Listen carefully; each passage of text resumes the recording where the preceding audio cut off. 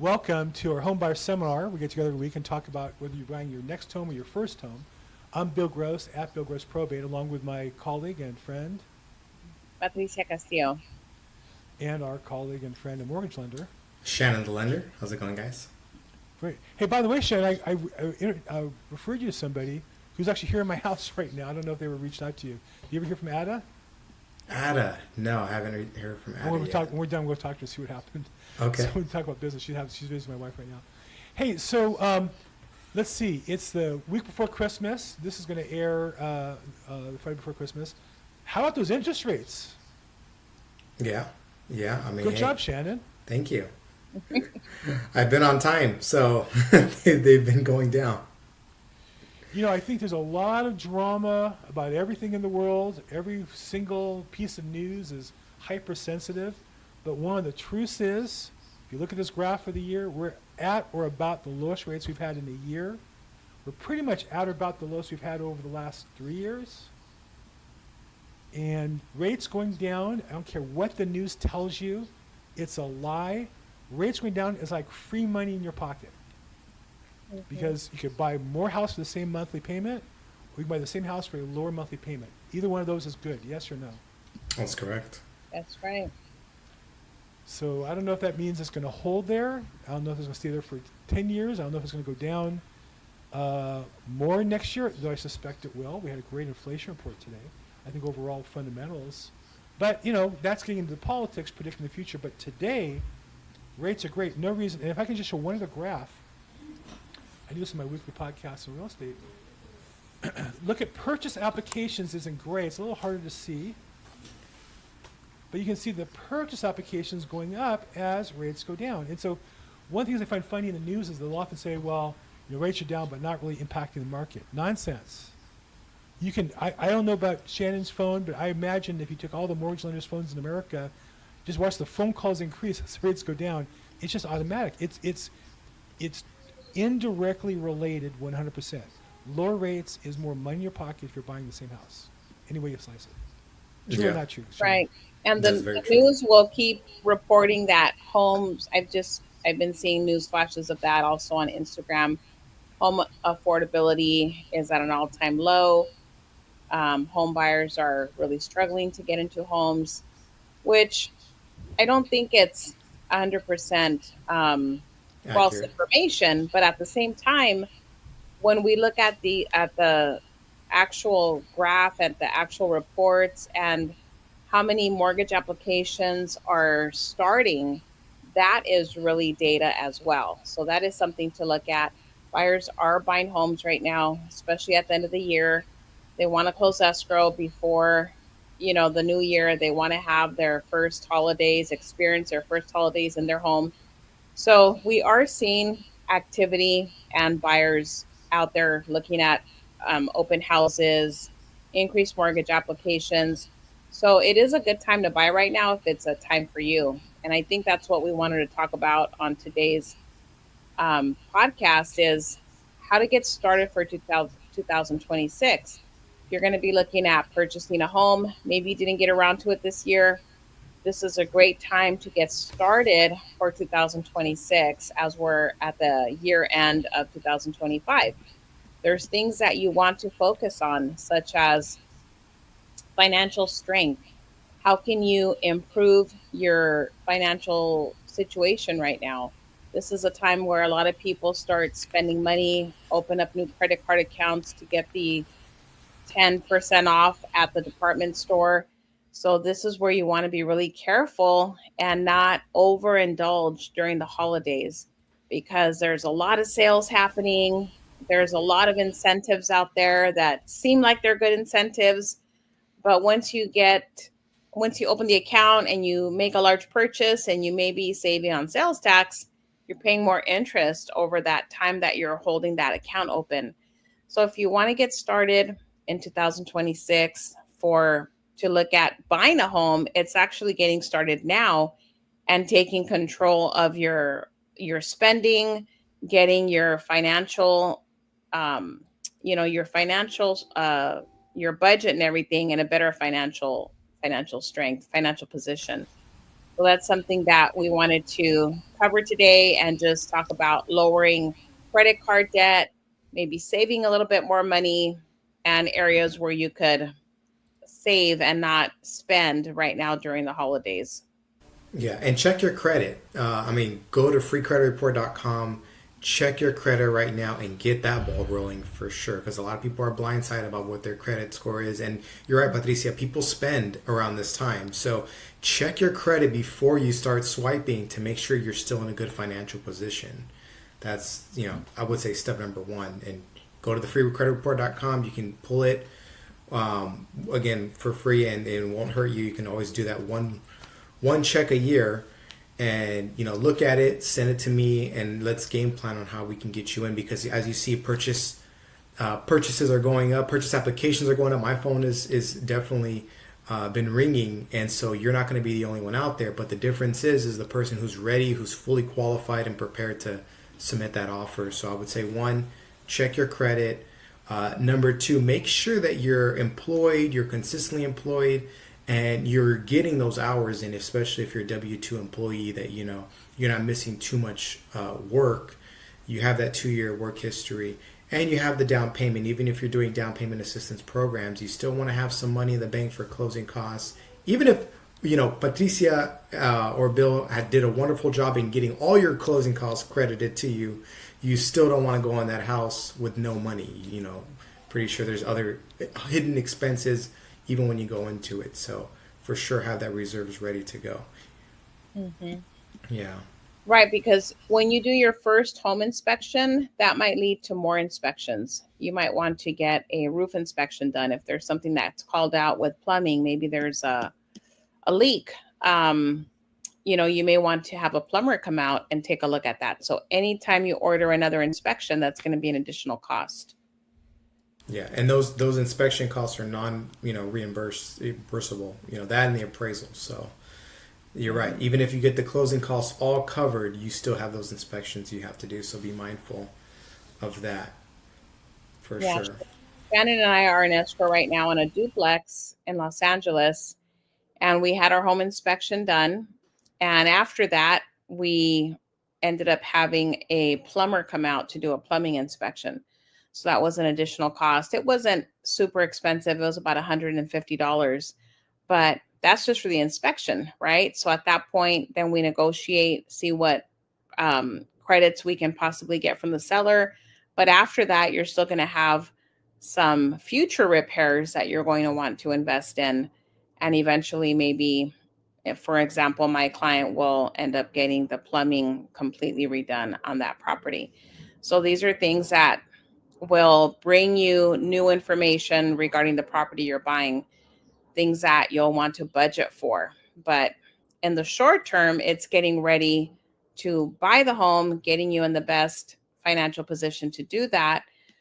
And like this year, we're doing a similar to like a white elephant gift exchange. So this way, we're not splurging on the whole family. We're keeping it short. We're keeping it simple, keeping it budget friendly. We have a limit for our Christmas gifts, and we're just focusing on our family time we're spending together. And What's the limit? we're keeping it under, it's actually, we're kind of being cheap. We're keeping it under $30. Nothing wrong with that. I'm Yeah. all for cheap. I need to be part of that family. Is it, do you get a nice $30 gift, or is the theme to get a gag gift? No, we're going with something that we would use, something practical. Yeah. Okay. Even a gift card, right? So Beautiful. That's great. yeah. Cash. And every year we make tamales, and that takes us a long time. So we have the preparation of that. And so we're just focusing on our time together this year. Tamales are expensive now. They are. It takes a long time to make. It's a lot of work. It's a lot of work, but they're good, man. On a brighter news for 2026, I have the loan limits for FHA LA County. I won't go through all of them, but LA County FHA loan limits for single family, $1.249 and $125. So almost 1.25. So that means you can get a house FHA up to 1.25, duplex 1.599, so almost 1.6. Triplex 1.933, and a Oh, fourplex 2.402. So that means you can go FHA in LA County up to these limits and put 3.5% down. So yeah, this, I mean, that's a big jump it's a game changer because you can borrow more and you at a can lower rate. take advantage of the benefit at 3.5% down, You know. have a lower interest rate, and then maybe in a year or two refinance, get out of the PMI. Yeah. Now I did get someone. I was in. I closed in Long Beach. It was at 1.2, I believe, for FHA and a duplex. But one thing you got to count is that upfront mortgage insurance. That was a pretty penny, and I think the mortgage insurance was like $500 a month because of the just on the mortgage insurance. Right. And so just yeah, these loan limits are great. Again, these are just some things you just have to be aware of with the monthly payments. Again, they still got the duplex for again that 3.5%. So kudos to them. But always watch out for the mortgage insurance. But again, it's still a good opportunity to get something at 3.5% down and get some of those closing cost credit. Because I don't know about you, Patricia, I'm seeing a lot of people still giving out closing cost credits. So you're probably not seeing a lot of the prices go down, but I'm seeing still a lot of people give a good amount of credits in. So hopefully that stays that way. The trend stays that way going into 2026. But obviously, if there's more buyers out there, it's less likely that the sellers want to credit anything. So we'll see. But I guess to end it off, I see a lot of these prediction articles out. What do you guys think? For first-time homebuyers, how do you think 2026 is going to be in a nutshell? I think there's going to be more inventory. A lot of sellers that took their home off the market this year, they still want to sell their home. So they're going to list their home. So I see more inventory. I think the rates are going to stay somewhere in the low sixes. If you're getting an FHA loan, you'll be in the fives. But I feel like because we've been in kind of the same cycle throughout the year, now buyers are conditioned to the 6% interest rate. They're conditioned to maybe receiving or not receiving a credit from the seller, right? So it's not something that is going to be an automatic benefit you get on your offer. But if you're also writing strong offers, then you may get that credit.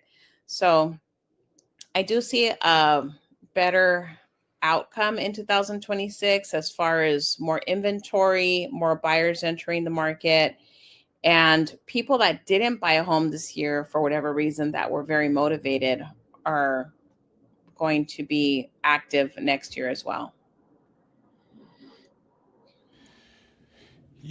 I think it part of it's the challenge of having clarity, because it does take some courage to put money together and buy a property and take on the liability.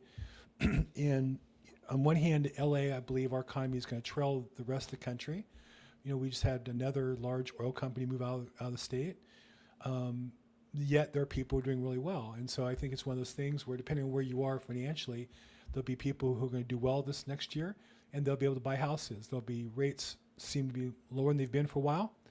And I think they'll continue to go down given kind of where things are headed. So I think for those who are in the range of being able to afford to buy a house today, they'll be able to buy a house tomorrow, and sooner the better, because I think with lower rates will push up prices more.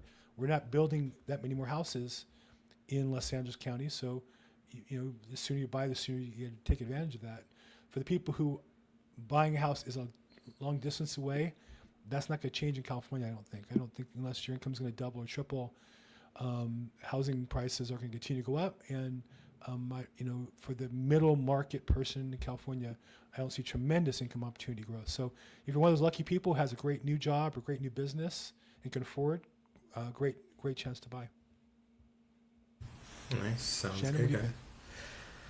I mean, I don't know. I think I think for first time home buyers, it's I think it's going to be as good as it's going to get next year. You know, rates are going to drop a little bit if there's more. If Patricia's right and there's more inventory, then hopefully prices adjust a little bit more, and so that's your window.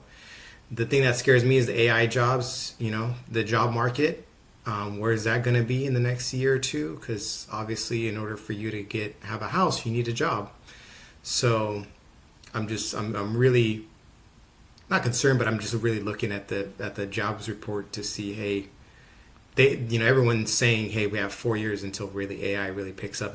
Waymo, the car what is it, the car, what is it, the driverless car, the car that drives itself. They say they have 400,000 weekly users right now, 400,000. And so, yeah, that's, I I'm think, one of them. yeah, there you go. Well, because I live in an area, it's limited. It doesn't cover Yeah, all the, I can't all the city do of it. LA even. Like for medical services, I go to USC Keck. It doesn't cover that area at all. Doesn't go to the airport, so it's still limited. But I have to say it's, cheaper than Lyft or Uber. Rather than getting new cars, my wife and I decided to kind of use these services more. They're more effective for us cost-wise. And I have to say that Waymo's cheaper than Uber or Lyft by about 20-30%, and then you don't have to tip. Now, the people work for Waymo, and there are people, there's programmers, and there's people clean the cars up, and there's people maintain the cars. So the jobs are shifting. But yeah, drivers, I think, are going to be under pressure in all industries, cars, trucks. I know the port, there's a lot of automation at the port now as well. So these are, I think there'll be transition jobs, and you better pay attention to that and be in the right spot of that. Yeah. That's all I got on my chart, my to-do list. Okay. Well, I think that wraps up for today. We'll get back together again next week with a new episode. If you have any questions, you can reach out. Patricia, how can we get a hold of you if they want to talk to you about buying or selling? My phone number is the best way, 323-365-9909. Fantastic. And Shannon, so let's get a hold of you or have some fun with you, where they can get a hold of you? Yeah. My Instagram, FUND Fun with Shannon, or my phone number, 661-317-8484. I'm Bill Gross, at Bill Gross Probate. As always, if I can help, please reach out. Have a great week, everybody, and we'll talk to you soon.